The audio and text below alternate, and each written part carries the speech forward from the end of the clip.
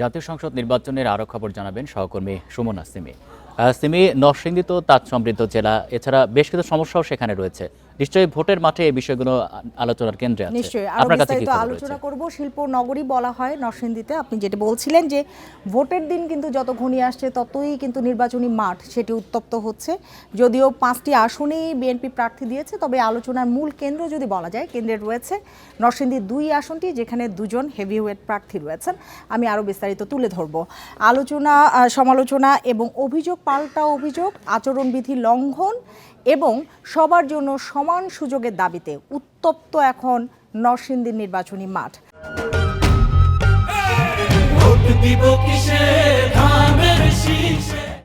19.5 লাখের মতন এখানে ভোটার রয়েছেন, যারা প্রতীক বা দল নয়, তারা গুরুত্ব দিচ্ছেন কারা তাদের পাশে থাকবেন এবং তারা পরিবেশ এবং প্রার্থী বিবেচনায় আসলে ভোটটি দিতে চান, এবার সিদ্ধান্ত নিতে চান। আরও বিস্তারিত জানাতে পারবো। এবং নরসিংদী 1 আসনে আমরা যেটি দেখি যে এই আসনে শিল্পাঞ্চল, যেহেতু শ্রমিক সংকট, কর্মসংস্থান ও আইনশৃঙ্খলা এখানে অনেক বড় ইস্যু, এবং আমরা দেখতে পাচ্ছি যে এখানে প্রতিদ্বন্দ্বী প্রার্থী রয়েছে 8 জন।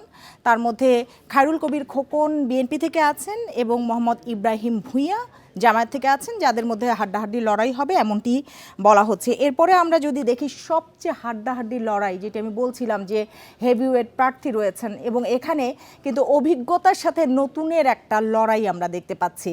সেই আসনটি হচ্ছে নরসিংদী 2 আসন, এবং এখানে আমরা দেখতে পাচ্ছি যে বিএনপির ডক্টর আব্দুল মঈন খান রয়েছেন এবং আমজাদ হোসাইন রয়েছেন জামাতে ইসলামী, এবং গোলাম সরওয়ার তুষার এনসিপি থেকে আছেন। যে হাড্ডাহাড্ডি লড়াইটির কথা আমরা বলছি সেটি এনসিপির সাথে আসলে বিএনপির হবে, এবং ভোটের পরিবেশ, রাজনৈতিক ধারার লড়াইয়ে যদি ফল নির্ধারণ করে সেটি করবে ভোটের পরিবেশ, এবং যেটি বলছিলাম যে ব্যক্তিগত জনপ্রিয়তা বনাম নতুন রাজনৈতিক ধারার মধ্যে এখানে লড়াইটা আসলে মূলত হবে।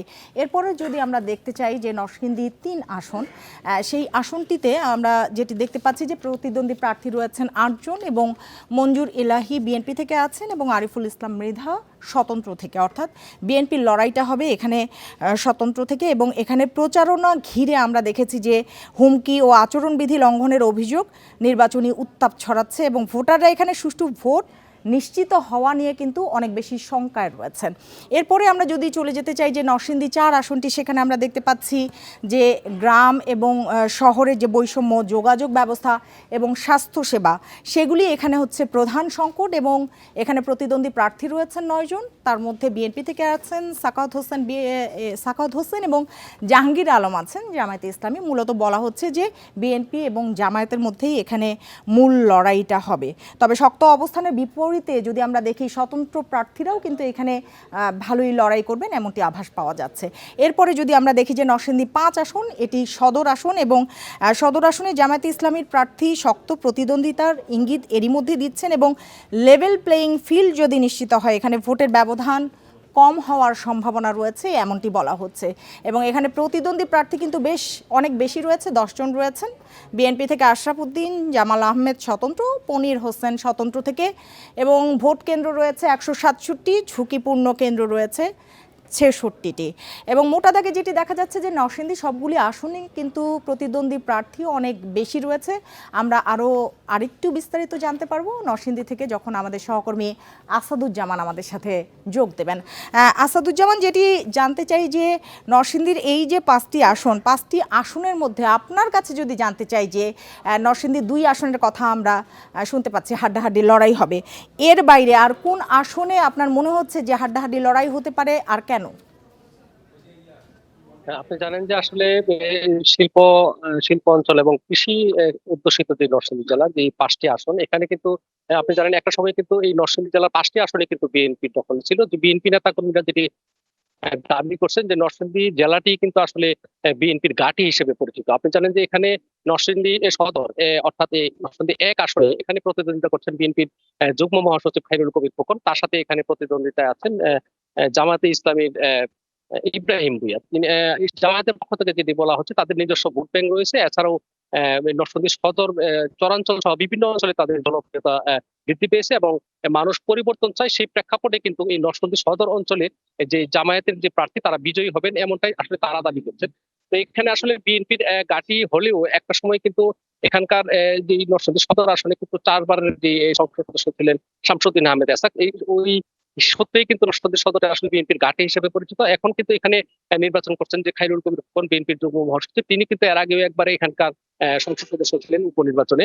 এখন এখানে কিন্তু এই নরসিংদী সদর আসনের নির্বাচন নিয়ে কিন্তু জামায়াতে ইসলামী এবং বিএনপির মধ্যে কিন্তু হাড্ডাহাড্ডি যে লড়াইয়ের যে আবার সেটি আসলে ভোটারদের সাথে যে আলাপ আলোচনা করে সেটি জানা গেছে, সেটি আসলে এখানে লক্ষ্য করা গেছে। আর আমি যদি নরসিংদী 2 আসন সম্পর্কে বলি, আপনি জানেন যে এখানে আপনি একটু আগে এখানে বলেছেন যে বিএনপির স্থায়ী কমিটির সদস্য ডক্টর আব্দুল মঈন খান, তিনি এখানে প্রতিদ্বন্দ্বিতা করছেন। তার সাথে এখানে আরেকটি বিষয় আসাদুজ্জামান, এই যে আচরণবিধি লঙ্ঘনের অভিযোগ রয়েছে সেগুলি ভোটের পরিবেশে কি ধরনের প্রভাব ফেলছে?